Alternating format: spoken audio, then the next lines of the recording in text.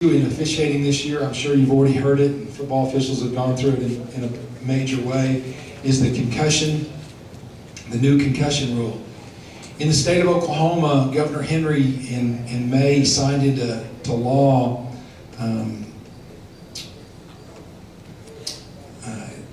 statute 24-155 under Title 70, which is the concussion management law.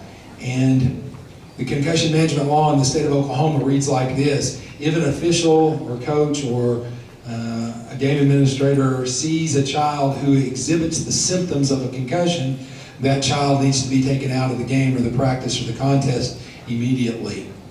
Okay, now that's probably not anything any more than what you would do, I would hope, as an official anyway. In the state of Oklahoma, though, our legislators took it a little bit further. And what they have written as the law is that for that child to re-enter practice or a game, they have to be cleared by a healthcare professional that has been trained in concussion management. And they have to provide written documentation of that. Now, as far as what is your role as the official, your role is pretty much like it's always been. If you see somebody that you think has a problem, you need to get them out of there. Now, I would suggest to you that you go online to the National Federation site and you spend 20 minutes watching the video, Concussion in Sports, What You Need to Know. In fact, if you're interested in calling in the playoffs in the state of Oklahoma, I'm going to require you to watch that video. When you get to the end of the video, it'll give you an opportunity to print a certificate, and you can fax that to Sherry to show her that you've watched the video. But that 20-minute video is the best piece of information I've ever seen on concussions. I am an old football coach. I'm not, apologizing for that, but that is true. I am old and I am a football coach at one time. But my standard rule was, if the kid's knocked out, he's had a concussion. Well, that's about as far from the truth as it can be. Only about 20% of children that have concussions lose consciousness. There's about 80% of them that don't. And so you need to know what those symptoms are. The video does a great job of describing it. In the back of your rule book, every rule book that you're going to get from the Federation from now on is going to have concussion management things in the back. What I'm trying to make sure you understand tonight is understand the Federation rule is not our rule. We go one step further.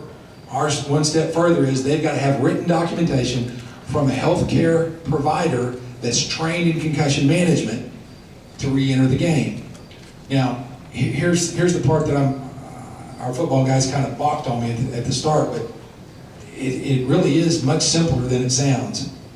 Once you take the child over there and you say, number 12's got a problem, coach, somebody needs to look at him. I think there's a symptom of a concussion. Okay, I think there's a symptom. You don't have to say the word concussion. I think there's some symptoms here that you need to address. Okay, at that point, you're done. Your part of it's over with. You're finished. If they're going to bring 12 back in the game, all of that responsibility sits on that coach. Every bit of that sits on the coach. So you're underneath, and you've sent 12 away, and you look up, and 12 is standing at the table trying to get them back in the game. Not a problem for you. Bring them in. Okay? The only time I would not bring a child back in that I had taken out for a symptom would be a kid that was concussed. In other words, if he was knocked out, I couldn't find any healthcare provider, any place, or any literature anywhere that said a child who'd been knocked out should re-enter a contest that same day. So if number 12 is knocked out, and the coach comes on the floor and takes him off, and you look up at the end of the third quarter and 12's standing over there trying to get back in the game, shut it down. Go over there and tell coach you're not bringing back in some kid that's been knocked out. There's no way you're going to do that. I don't care what the healthcare provider says. You don't have a big enough wallet, and I don't have a big enough wallet, because we're getting ready to get sued. He goes back in.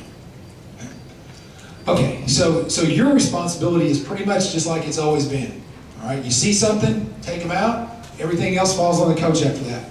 Documentation, that's the coach's responsibility. You do not have to track the paper. That's not your deal. Okay? All you have to say is, I see something here that makes me think there's a symptom involved. And that's enough. That's all you got to do. Right? Now, coaches are in a panic mode. Understand that. You know, my best kid's 12 and you're taking 12 out of the game. What am I? Okay, I understand that. But you're not going to do anything different than you've always done. You know, I keep telling people, it's kind of like the Supreme Court's definition of pornography. I don't know that I could write it down, but when I see it, I know that's what it is. Okay? Well, when you see a kid that's got a problem, you know they got a problem. Get them out there. All right? If you've got to go over and confer with the other two officials and say, I wonder if all 12 have been concussed there or not, then you probably don't have anything. Okay? So, you know, just a little common sense there. The coaches are going to panic. We're going to get better at it, and they're going to get better at it also. But you are going to, you know, that's going to be something that people are going to ask you and talk about. On the website also, I have, last year at the end of basketball season, I sent an email to as many people as I could send an email to and said, look, you know, what do you think in the state of Oklahoma our officials need to do better? Of course, I got quite a few responses that are not printable, but I got a lot of responses on lots of different things. And what I tried to do was put together a list of things in basketball that a lot of people thought we needed to do better. Now, again, being an old football coach, I don't think you ever get better at anything unless you describe what you're going to get better at and you work towards doing that. I think we could say that, you know, any mechanic that we can improve on would make us better. I agree with that. But what I tried to do and what we did this summer at the camps was we put together some points of emphasis. Okay? And I've got those on the website. They're listed under basketball official. There are 3 things that you know I put at the top of the list. Okay, and this was after much visitation with lots of folks. And you say, well, I've got something else I think is more important. That's fine. I understand that. But here was my thought: if we were all working on the same 3 things all across the state of Oklahoma, do you not think we might get a little better at that? If we were all trying to get better at the same 3 things. So here's my 3 things, okay? 1, we're going to be better with our hand signals at the bench. You know, I go to too many ball games where we got a lot of guys that are using 2 hands or, you know, all these different, you know, signals. If it's not in that book, you know, everybody says, well, you're taking away my individuality. You know, I got to be able to express myself. When that was a push, I got to be able. Well, that's not in the book. You know, what does that look like? You know? So we're going to get better at that, okay? Now, I say that because these are the things the observers are looking for also, okay? They got the same sheet of paper. This is what they're looking at. Second thing we're going to get better at, we're going to be better at 3-point shooters going up and down. Okay, here's what I mean by that. I don't know how many times I'm watching a game and the girl lets it go from beyond the line and all of our folks go. And there goes the girl rolled up in front of the coach's feet, and now the coach wants to know why his shooter is right here.